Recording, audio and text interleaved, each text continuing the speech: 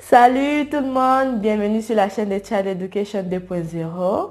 On se retrouve à nouveau pour la nouvelle rubrique qui consiste à raconter des contes, des histoires par jour pour se faire compagnie pendant cette période de confinement que presque tout le monde entier est en train de vivre. J'espère que vous avez apprécié le premier conte, la première histoire que je vous ai racontée, que la moralité aussi servira un peu de référence, de solution, voilà, en cas de ce genre de problème. On procède avec la deuxième histoire, voilà, toujours adressée aux enfants de plus de 10 ans, voilà, ceux qui sont en train d'atteindre l'âge de l'adolescence parce que ce sont des histoires qu'ils peuvent tranquillement comprendre et assimiler. L'histoire aujourd'hui se dénomme Pour l'amour d'une femme. J'ai été la mère d'Hassan depuis le jour de sa naissance. Je l'ai aimé comme s'il était mon propre fils. La mère biologique d'Hassan est ma sœur cadette. Elle m'avait remis Hassan à sa naissance parce que je n'avais pas eu d'enfant. J'en avais rêvé toute ma vie à 47 ans. Tous mes espoirs sont tombés à l'eau car je venais d'atteindre la ménopause.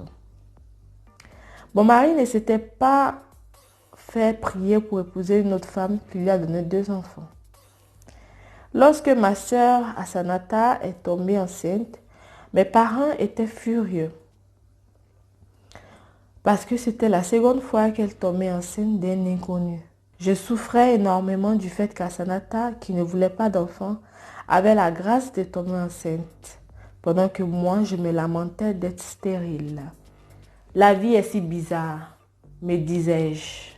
J'ai supplié mes parents de la laisser faire ses enfants, car un enfant était don de Dieu. J'avais soutenu Hassanata pendant toute sa grossesse, jusqu'à ce qu'elle fût à terme. Le jour de la délivrance, le médecin nous avait informé que l'accouchement allait être très difficile, compte tenu du poids élevé de l'enfant. Il fallait donc prendre toutes les dispositions afin de prévenir une césarienne. Dieu merci, nos prières avaient porté. Hassanata avait accouché par voie basse. Elle avait donné naissance à un gros garçon. À sa sortie d'hôpital, elle m'a tendu l'enfant en disant « Grande sœur, cet enfant est à toi. Je te le donne devant Dieu et devant les hommes. Fais de lui ce que bon te semble. C'est ton fils. » Les propos d'Hassanata m'ont bouleversée. Je n'avais pas pu m'empêcher de pleurer. J'étais si heureuse. Ma sœur m'avait honorée et je voulais lui prouver qu'elle n'avait pas eu tort de me faire confiance. Elle m'avait même laissé la latitude de lui choisir un nom. J'avais donc opté pour Hassan, le masculin d'Hassanata. J'ai annoncé la bonne nouvelle à mon époux qui m'a soutenue en baptisant l'enfant de son nom à lui. À 47 ans, je venais d'avoir enfin un enfant dont je devais entièrement m'occuper. Tout le trousseau de bébés que j'avais confectionné pour Hassanata m'était revenu. Je devais moi-même m'en servir pour m'occuper de mon fils. J'avais demandé à Hassanata d'allaiter l'enfant pendant un moment afin qu'il me revînt, mais elle a refusé, arguant que le lait artificiel servait à cela. Même l'intervention de nos parents n'a pas pu influencer Hassanata. Je devais donc me charger de le nourrir par mes propres moyens. Un matin de très bonne heure, j'étais éveillée car le bébé avait pleuré toute la nuit. Ma mère m'a demandé de la rejoindre d'urgence à l'hôpital. Hassanata était en train de perdre du sang. Je suis sortie de chez moi en courant. Au centre de santé, je me suis sentie si impuissante. Hassanata venait de rendre l'âme des suites d'une hémorragie. Je ne comprenais rien à ce qui lui était arrivé. Et même le médecin avait du mal à nous donner des explications. Ma mère était inconsolable. Elle hurlait de douleur. Moi, par contre, J'étais calme. Je ne réalisais pas encore qu'Assanata était partie. J'essayais de me remémorer son accouchement, sa sortie de l'hôpital et aussi le don qu'elle m'avait fait de son fils. J'essayais de revivre ces moments afin de déceler le message qui s'y cachait et d'accepter la situation. Assanata savait-elle ce qui allait lui arriver? Peut-être que le don de son fils n'était pas un geste anodin. Sinon, pourquoi avait-elle refusé d'allaiter le nouveau-né, malgré mon insistance et celle des parents? Assanata était partie, me laissant son fils. Désormais, ma responsabilité était beaucoup plus grande que je ne le croyais. En effet, Assanata ne m'avait-elle pas dit qu'elle me donnait son fils devant Dieu et les hommes? Cette parole me hantait. Hassan était entièrement à moi, surtout qu'on ne connaissait pas son père. Dans cette dure épreuve, mon mari était présent pour me soutenir. Et il m'avait rappelé à l'ordre qu'à un moment donné, j'avais failli perdre la foi. Après les obsèques, il fallait recommencer à vivre normalement, selon les recommandations des uns et des autres. C'était dur, mais je n'avais pas le choix. Tout en mon fils me rappelait sa mère. Il était si beau, je le couvrais de cadeaux et d'amour. Il représentait tout pour moi. Il était le centre de ma vie, au point que mon époux en était quelque peu jaloux. Le temps passait et je voyais Hassan grandir. J'étais sa mère et il m'appelait maman. Je l'avais inscrit à l'école en veillant à ce qu'il évoluât dans les normes. Hassan me donnait beaucoup de satisfaction. Il n'était pas le premier de la classe, mais il se maintenait toujours parmi les meilleurs. En classe de CM2, il m'avait dit ne plus être intéressé par l'école. Il voulait apprendre un métier. Je n'étais pas d'accord. Mais je n'ai pas réussi à lui imposer ma vision des choses. Il voulait apprendre à la tolérer. Son père m'avait suggéré de l'aider dans la voie qu'il avait choisie. Je l'avais donc confié à un ami de ce dernier qui pratiquait ce métier. Apparemment, il s'y plaisait. Je voyais mon fils devenir un homme et je ne pouvais m'empêcher d'avoir une pensée pieuse à l'endroit de sa mère. Mon époux et moi avions décidé de lui faire part de ce que nous étions pas ses parents biologiques, avant qu'il ne l'apprenne d'une tierce personne. Ce jour-là, j'ai eu du mal à affronter le regard de mon fils. Il était maintenant un homme, il venait d'avoir ses 22 ans. J'avais la tête baissée. Lorsque son père lui racontait comment nous étions devenus ses parents, au beau milieu de son discours, Hassan l'interrompit en disant « Papa, je suis informé de tout. Je sais que vous n'êtes pas mes parents biologiques. Je l'ai su depuis l'âge de 12 ans. J'ai fait semblant de l'ignorer car vous avez été des parents formidables. J'ai bénéficié de tout dans cette vie grâce à vous. Vous m'avez aimé. Que demander de plus? Je profite de cette occasion pour vous dire merci. De là où elle se trouve, ma mère doit sûrement vous bénir.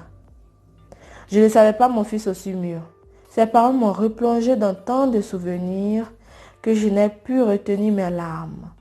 Quelques mois après notre entretien, Hassan m'avait fait part de son désir de se marier. J'avais été très surprise. Jusque-là, je le voyais encore comme un gamin. J'avais aussi compris qu'il avait une activité rémunératrice et qu'il voulait se prendre en charge. J'ai informé son père qui avait donné son accord de principe, d'autant plus qu'il connaissait la famille de l'heureuse élue de son fils. Elle s'appelait Sata et son père était un ami de mon époux. Âgée de 19 ans et très belle, Sata travaillait dans un salon de coiffure. Le choix d'Hassan était parfait. Il fallait juste qu'on soutienne notre fils dans sa démarche. Son père et quelques membres de la famille procédèrent aux démarches liées à la demande en mariage. La famille de Sata accepta sans difficulté.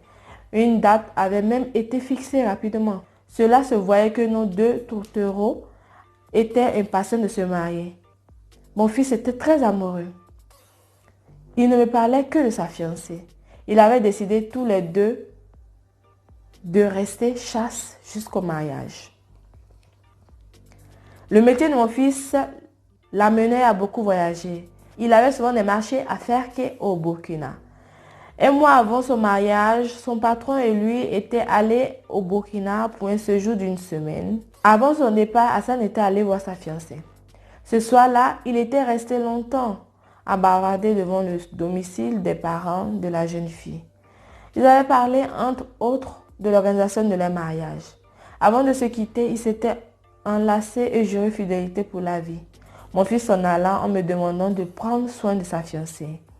2 jours après son départ, Sata eut un malaise suite à une indigestion. Elle ne tenait plus sur ses jambes.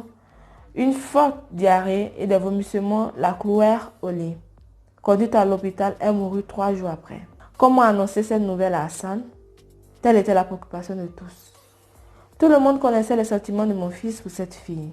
Son père avait souhaité qu'on attendît son retour avant de l'informer. La famille de Sata était inconsolable. Je craignais beaucoup la réaction de mon fils. Je pleurais par compassion, même plus pour lui, car Sata était son premier amour et il voulait faire d'elle son seul et unique amour. Sata fut enterrée le même jour selon la tradition musulmane. Quelle tristesse! Eh bien, quelle tristesse! Étant l'histoire un peu longue, je vous la résume ici. Alors, c'est ainsi que Hassan rentra de la mission de travail et il se rendit directement chercher Sata pour lui rendre les cadeaux qu'il avait ramenés pour elle de sa mission. Et ça se trouve il disparaît pour presque toute la journée et tout le monde le cherchait de partout. Et à son retour, il trouva sa famille à la maison avec les membres bien placés pour annoncer ce genre de nouvelles. Et il s'excusa en disant qu'il ne voulait pas s'absenter et inquiéter ses parents, mais qu'il venait de voir Sata et qu'il lui avait rendu ses cadeaux et tout. Et tous étonnés lui ont demandé que c'était impossible qu'il pouvait rencontrer Sata parce que Sata était morte. Et ne croyant pas, il répliqua qu'il venait de voir Sata, qu'il avait passé presque toute la journée avec elle et tout. Et donc du coup, c'était impossible qu'elle pouvait mourir. Et du coup, ils ont fait appel aussi à la famille de...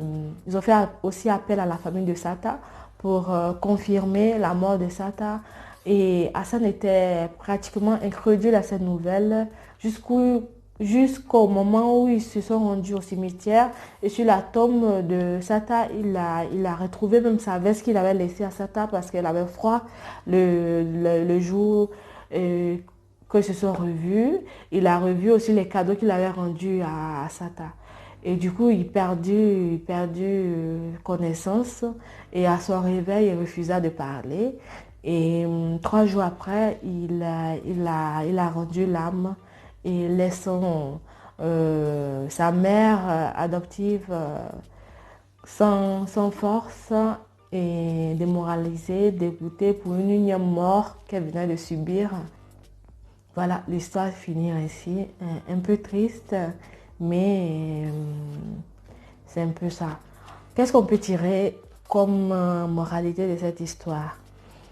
Nous trouvons une femme incapable d'enfanter, qui ne peut pas espoir, qui n'envie personne, qui garde son sang-froid et qui, par chance, par bonheur, reçoit de la part de sa sœur qui, par chance, a enfanté sans désirer enfanter. Et du coup, elle lui donna un enfant. C'est ainsi que cette dame put avoir un enfant et regagner l'amour de son homme. Et c'est ainsi aussi qu'elle put avoir la possibilité d'aimer un être, voilà, et de se faire appeler maman. Et aussi la moralité de l'amour, la moralité de l'amour qui nous tient en vie, voilà, malgré tout, et que peut nous faire basculer et nous mettre à zéro, nous mettre à plat lorsque l'amour n'y est plus, l'amour disparaît. Donc, en global, retenons que l'amour fait vivre, fait revivre et donne toutes les forces à tout et chacun pour avancer et progresser sur cette terre. Donc, n'oublions pas d'aimer, de donner de l'amour et de vivre selon l'amour. Voilà, j'espère que cette histoire vous a plu et si vous avez aimé, n'oubliez pas de mettre un pouce, de partager et de commenter aussi, voilà, si vous avez des retours à donner suite à cette histoire. Voilà, on se dit à la prochaine. Ciao!